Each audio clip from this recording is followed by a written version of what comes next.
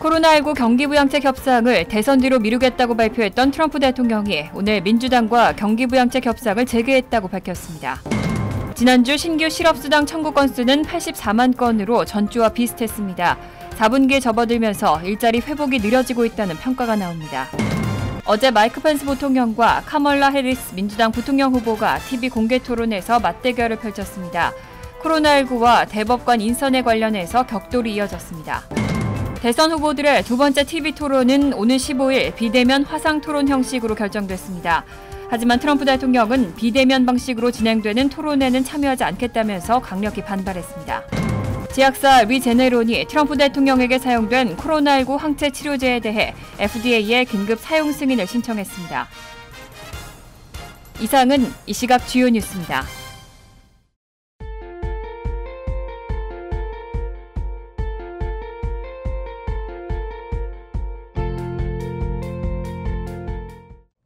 시청자 여러분 안녕하십니까? KBN 뉴스입니다. 오늘 오후 4시 기준 미 전역의 코로나19 누적 확진자는 어제보다 4만 1,144명 늘어난 781만 8,007명, 사망자는 695명이 늘어 21만 7,476명입니다.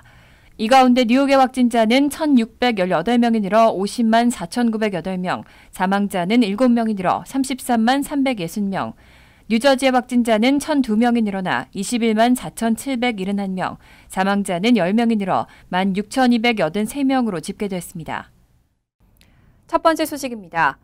지난 6일 트럼프 대통령은 코로나19 경기 부양책 협상을 대선 뒤로 미루겠다고 발표했었는데요. 이틀 만에 갑자기 선별 지원을 촉구했습니다.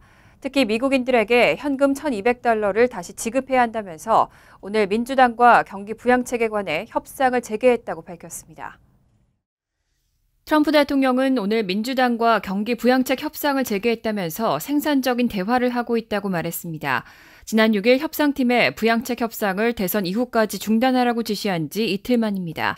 외신에 따르면 트럼프 대통령은 이날 폭스 비즈니스 네트워크와의 인터뷰에서 이틀 전에는 대화가 잘 풀리지 않아 중단했지만 다시 대화를 재개했다면서 매우 생산적인 대화를 하기 시작했다고 말했습니다. 또 우리에게 뭔가를 할 수 있는 정말 좋은 기회가 있다고 생각한다고 전했습니다. 그는 협상 안건과 관련해 항공사에 대해 논의하고 있고 항공사보다 더 큰 합의에 관해서도 논의하고 있다며 국민 1인당 1,200달러 지급과 다른 것들에 관해서도 얘기하고 있다고 말했습니다. 앞서 트럼프 대통령은 코로나19 확진 판정을 받고 입원했다가 퇴원한 다음 날인 6일 돌연 경기부양책 협상을 대선 이후로 미룬다고 선언했었습니다. 이후 증시가 급락하고 공화당 지지자들조차 반발하자 트윗을 통해 의회가 항공산업 지원책을 승인해야 한다면서 자신은 전 국민에게 1,200달러 현금을 지급하는 방안에 서명할 준비가 돼 있다고 물러선 바 있습니다. 뉴저지에서는 실직자를 대상으로 한 추가 실업수당의 300달러 지급이 아직도 시작되지 않았습니다. 연방재난관리청이 손실된 임금 지원 프로그램 예산을 승인한 지는 벌써 한 달이 넘었는데 지급이 미뤄지면서 주민들의 불만도 커지고 있습니다. 연방재난관리청은 지난 9월 4일 뉴저지 주정부가 신청한 추가 실업수당 300달러 지급을 위한 손실된 임금 지원 프로그램 예산을 승인했습니다. 그런데 한 달이 넘도록 실제 지급은 이루어지지 않고 있습니다. 뉴저지 주정부는 10월 중 지급이 시작될 것이라는 입장을 내놨지만 정확한 지급 일자는 언급하지 않았습니다. 필 머피 주지사 역시 지난 5일 기자회견에서 추가 실업수당 지급과 관련해 새로 나온 소식은 없다고 말했습니다. 이웃한 뉴욕과 펜실베니아주는 지난달 중순부터 추가 실업수당 지급을 시작했는데 뉴저지의 추가 실업수당 지급이 계속 미뤄지면서 뉴저지 주민들은 불만을 토로하고 있습니다. 한편 정부에 따르면 손실된 임금 지원 프로그램에 따른 추가 실업수당은 8월 1일부터 소급돼 최대 6주분이 지급됩니다. 실업수당 수혜자는 주당 300달러씩 최대 1,800달러를 받을 수 있는 겁니다. 하지만 주정부에 받는 실업수당 금액이 주당 100달러 미만인 수혜자는 이번 지급 대상에서 제외됩니다. 코로나19 사태로 직격탄을 맞은 노동시장은 여전히 제자리 걸음을 하고 있습니다. 지난주 신규 실업수당 청구 건수는 84만 건으로 전주와 비슷했습니다. 4분기에 접어들면서 일자리 회복이 느려지고 있다는 평가가 나옵니다. 노동부는 오늘 지난주 신규 실업수당 청구 건수가 84만 건으로 집계됐다고 밝혔습니다. 2주 연속 감소세지만 전주 84만 9천 건과 거의 비슷한 수준입니다. 전주 청구 건수는 당초 발표된 83만 7천 건에서 12,000건 상향 조정된 바 있습니다. 한편 지난주 신규 실업수당 청구 건수는 블룸버그 통신이 집계한 전문가 전망치의 중간값 82만 건을 웃돌면서 시장의 예상보다 실업자가 더 많이 발생했습니다. 신규 실업수당 청구 건수는 최근 한 달 넘게 80만에서 90만 건 사이를 오가면서 일자리 회복 속도가 느려진 모습을 보이고 있습니다. CNBC 방송은 지난 여름 동안의 일자리 성장세가 4분기로 접어들면서 차갑게 식었다고 평가했고 월스트리트저널은 일시 해고가 영구 해고로 바뀌는 가운데 노동시장 회복이 느려지고 있다는 깜박이가 켜진 것이라고 분석했습니다. 다만 최소 2주간 실업수당을 청구하는 계속 실업수당 청구 건수는 1,098만 건으로 100만 건 이상 감소한 것으로 나타났습니다. 어제 마이크 펜스 부통령과 카멀라 해리스 민주당 부통령 후보가 TV 공개 토론에서 맞대결을 펼쳤습니다. 이번 토론에서는 역시 코로나19가 최대 화두로 떠올랐습니다. 또 대법관 인선에 관련해서도 격돌이 이어졌습니다. 유튜브 도널드 트럼프 채널과 공중파 방송으로 생중계된 어제 토론에서 두 후보는 트럼프 행정부의 코로나19 대응의 적절성을 놓고 맞대결을 펼쳤습니다. 해리스 후보는 트럼프 행정부의 코로나19 대응을 두고 미국 국민은 이 나라 역사상 그 어떤 정부보다 막대한 실패를 목격했다고 강력하게 비난했습니다. 또 트럼프 행정부가 올 초 코로나19 심각성을 알고도 숨겼다며 심각성을 축소했다고 일갈했습니다. 반면 펜스 부통령은 조 바이든 후보에게 특출한 코로나19 대응 계획이 없다는 논리로 맞섰습니다. 그는 바이든 팀의 코로나19 대응 계획을 두고 약간 표절처럼 보인다며 코로나19 확산 책임은 중국에 있고 트럼프 대통령은 1월이 끝나기 전에 중국발 여행객 입국을 모두 금지했다고 강조했습니다.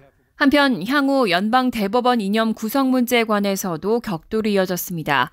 펜스 부통령은 민주당 내부에서 거론돼온 대법관 확대를 통한 이념 균형 수립 보관을 거론하고 선거에서 이긴다면 대법관 자리를 늘릴 계획이냐며 몰아세웠습니다.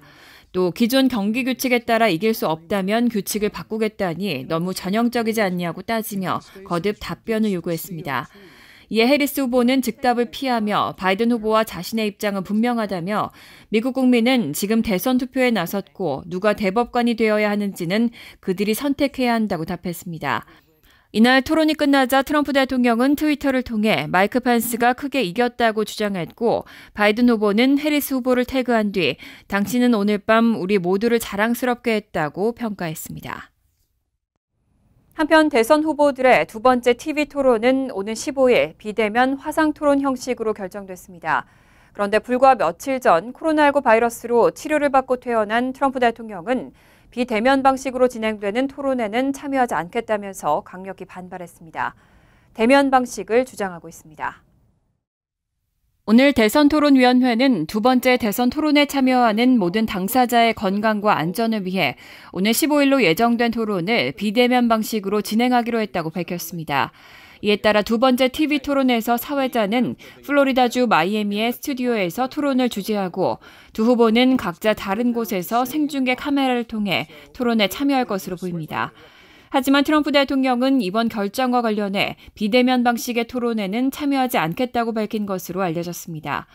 최근 코로나 바이러스 확진 판정을 받고 군 병원에서 치료 후 사흘 만에 백악관에 복귀한 트럼프는 바이든과의 2차 토론을 대면 방식으로 진행하기를 바란다고 밝혀왔습니다.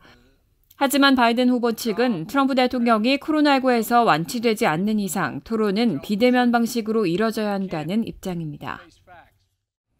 트럼프 대통령은 코로나19 치료를 받고 퇴원 후 자신이 처방받은 실험용 약물을 거론하면서 믿을 수 없는 수준의 효과를 봤다고 강조했습니다. 게다가 미국민 모두가 자신과 같은 치료를 받기를 원한다면서 미국민 모두 무료로 약을 얻게 될 것이라고 덧붙였습니다. 7일 트럼프 대통령은 자신이 처방받은 실험용 약물을 거론하고 믿을 수 없는 수준의 효과를 봤다면서 모두가 자신과 같은 치료를 받기를 원한다고 말했습니다. 미국 국민이 무료로 약을 얻게 될 것이라고도 했고 효과를 알게 됐으니 자신이 감염된 것이 신의 축복이었다는 식의 발언까지 했습니다. 트럼프 대통령은 이날 트위터에 올린 영상 메시지에서 코로나19를 치료하기 위해 미국 생명공학회사 리제네론의 항체 치료제를 처방받은 것을 거론하며 믿을 수가 없었고 즉시 상태가 좋아졌다며 효과를 치켜세웠습니다. 자신이 감염됐기 때문에 리제네론의 치료제를 썼고 효과가 있다는 것을 알게 됐다는 의미입니다. 리제네론의 치료제를 치료법이라고 부르면서 자신이 해당 치료제의 처방을 제안한 것이라는 주장도 했습니다.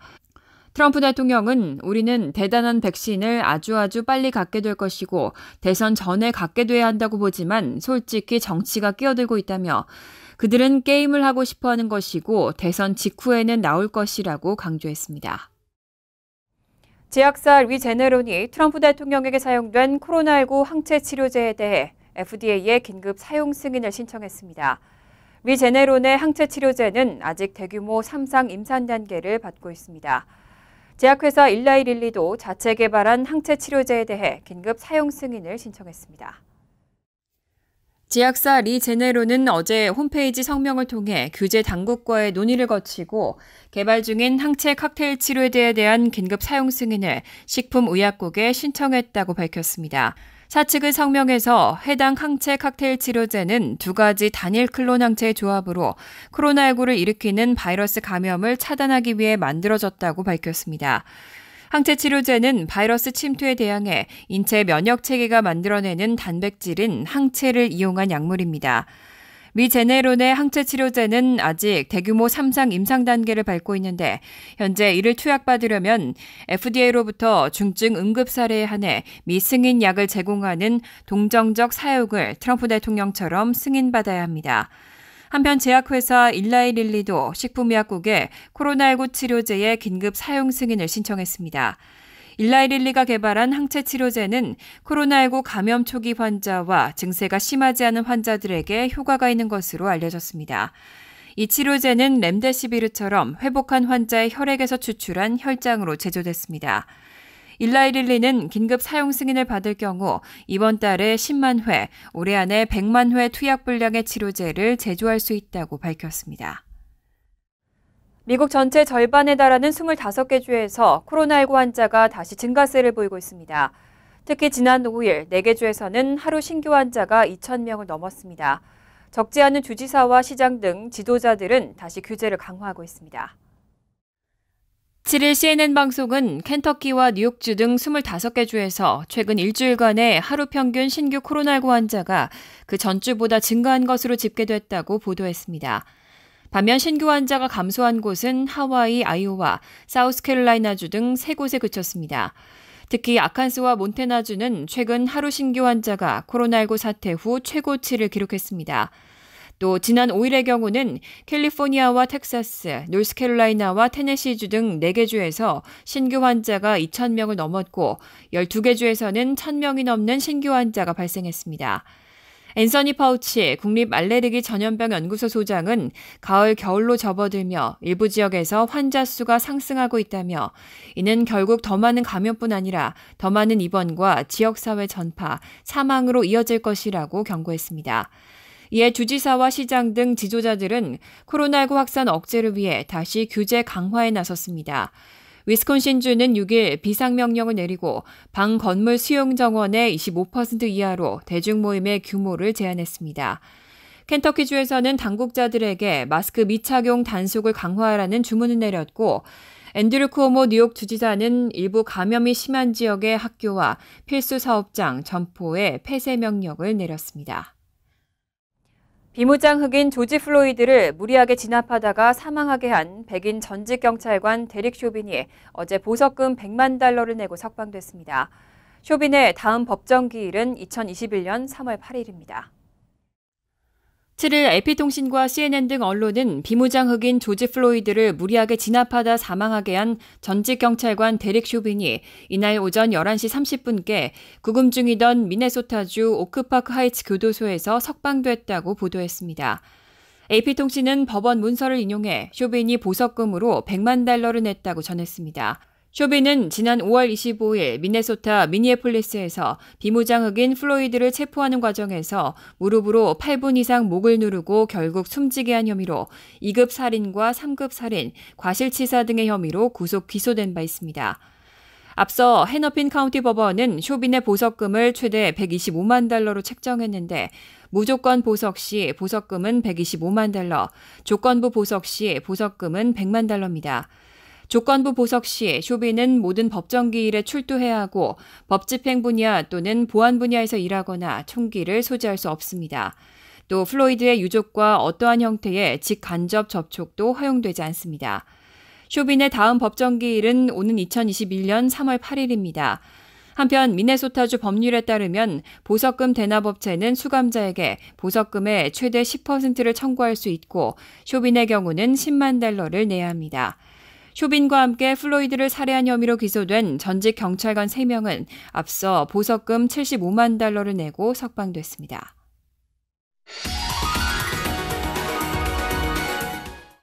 이어서 LA 지역 한인사회 소식입니다. LA 카운티의 일일 코로나19 감염자 수가 8월 이후 최다를 기록했습니다.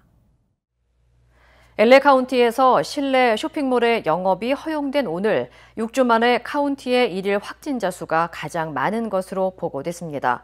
바바라 페로 LA 카운티 보건국장은 하루 동안 1,645명의 신규 확진자가 발생했으며 이는 지난 8월 22일 이후 가장 많은 수치라고 밝혔습니다. 이어 일일 확진자 증가가 확산세로 이어진다는 것을 뜻하진 않지만 주의 깊게 지켜볼 필요가 있다고 덧붙였습니다. 보건당국은 계속해서 확진자 수를 줄이기 위해 노력해야 한다며 6피트 거리를 유지하고 손을 자주 씻을 것을 당부했습니다. LA 카운티의 확진자 수는 1,645명 늘어나 27만 7,445명, 사망자 수는 30명 추가돼 6,709명으로 집계됐습니다. LA 한인사회에서도 본격적인 11월 대선 준비에 나서고 있습니다. 한인타운 인근에서는 7군데에서 투표소가 운영될 예정입니다. 사상 초유의 팬데믹 상황인 만큼 현장 투표 시 지켜야 할 새로운 방역 지침도 마련됐습니다. 여준호 기자가 보도합니다. LA 한인타운 인근에 마련되는 투표센터는 총 7곳. 오는 24일부터 윌턴 극장이 가장 먼저 사전 투표센터의 문을 열고 이어 30일부터는 LA 초등학교, 피오피코 중학교, 샤토 레크레이션 센터 등 6곳에서 투표소가 운영됩니다. 투표소에 긴 줄이 부담스럽거나 현장 투표가 불가능한 유권자들을 위한 거리 투표함, 드랍박스도 설치됐습니다. 코리아타운 안에서는 ballot drop box가 있을 거예요. 그러면 거기 안에다가 이것도 넣을 수도 있어요. 그 ballot box는 lock돼 있고 everyday 픽업하러 옵니다. 그리고 이거 편지를 보내시면은 드랍박스 놓으시나 편지를 보시나 우표가 필요 없어요. 초유의 팬데믹 상황 속에서 치러지는 대선인 만큼 현장 투표에선 기존에 없던 방역 지침도 생겼습니다. 마스크와 사회적 거리 두기는 기본, 장갑도 의무적으로 착용해야 합니다. 접촉을 최대한 줄이기 위해 종이에 기입하는 대신 스마트폰의 QR코드를 이용하는 이투표제도 도입됐습니다. 예전에는 이런 책자나 이런 곳에 미리 내가 뭐 대통령 누구누구, 시의원 누구누구 마킹을 미리 해서 투표소에 가져가서 그것을 보고 이렇게 투표를 많이 해주셨는데요. 이번은 이제 LA 카운티 같은 경우는 이발렛이라고 해서 온라인으로 이것을 마킹을 미리 하시고 그 스마트폰을 가져가셔서 하실 수가 있습니다. 유권자 등록 마감일은 오는 19일까지며 부재자 우편 투표 신청은 오는 28일부터 선거 당일인 11월 3일까지 할 수 있습니다. 선거 당일 투표소는 아침 7시부터 밤 8시까지 운영됩니다. MBC 뉴스 여준호입니다. 간추린 소식입니다. 코리안 리서치 센터가 7일 발표한 여론조사 결과에 따르면 전체 한인 응답자 222명 가운데 트럼프 대통령을 지지한다고 답변한 응답자는 43%로 집계됐습니다. 조 바이든 민주당 후보에 대한 지지율 40%보다 3%포인트 높은 수치입니다. 정당별 지지율에서는 공화당 지지자 가운데 83.7%가 트럼프 대통령을 지지한다고 답했고 바이든 후보는 7%에 그쳤습니다. 이에 반해 민주당 지지자 가운데는 72.8%가 바이든 후보를 지지한다고 밝혔고 트럼프 대통령을 지지한다는 응답은 12%로 나타났습니다. 뉴저지 티넥 유권자 약 7,000명에게 기계 결함 때문에 잘못된 우편 투표용지가 배달되는 사고가 발생했습니다. 티넥은 연방하원 9선거구 소속인데 연방하원 5선거구 후보들의 이름이 적힌 투표용지가 티넥 유권자의 25%에 해당하는 6,867명에게 배송됐습니다. 존 호건 버겐카운티 클럭은 잘못된 투표용지를 받은 유권자들에게는 수정된 투표용지라고 명시된 새 투표용지가 이번 주 안으로 발송될 계획이라고 밝혔습니다. 7일 빌 드블라디오 뉴욕시장 부인인 셜레인 맥크레이 여사가 모든 뉴요커에게 건강보험을 제공하기 위한 NYC 케어 협력단체 중 유일한 한인단체로 선정된 뉴욕 한인봉사센터를 방문했습니다. 이날 KCS를 방문한 맥크레이 여사는 NYC 케어는 이민 신분이나 경제적 능력에 상관없이 누구나 받을 수 있다며 저소득층, 서류 미비자 등 취약계층 한인들이 많이 가입할 것을 적극적으로 홍보했습니다. 가입을 원할 경우 NYC 케어 또는 KCS로 문의할 수 있습니다. 뉴저지주 펠팍 한인회가 신임 회장을 맞아 새롭게 출발했습니다. 펠팍 한인회는 최근 발행된 뉴스레터를 통해 지난 1년 동안 재임한 한용식 회장이 개인 사정으로 사임하고 그동안 한 회장을 보좌해 단체를 이끄는 데 중요한 역할을 해온 오대석 수석 부회장이 신임 회장에 취임했다고 발표했습니다. 펠팍 한인회는 신 구회장 이취임 소식을 전하면서 오대석 신임 회장이 임원진의 동의 아래 모든 서류를 한 회장과 인수인계하고 법적인 서류를 보완했다고 밝혔습니다. 환율과 증권 소식입니다.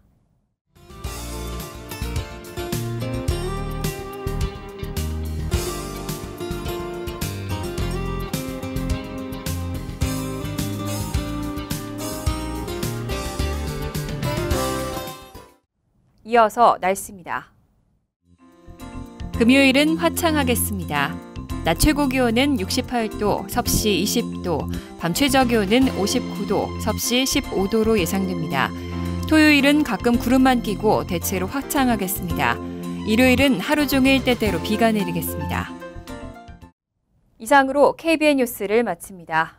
KBN과 함께 즐거운 저녁 되시기 바랍니다.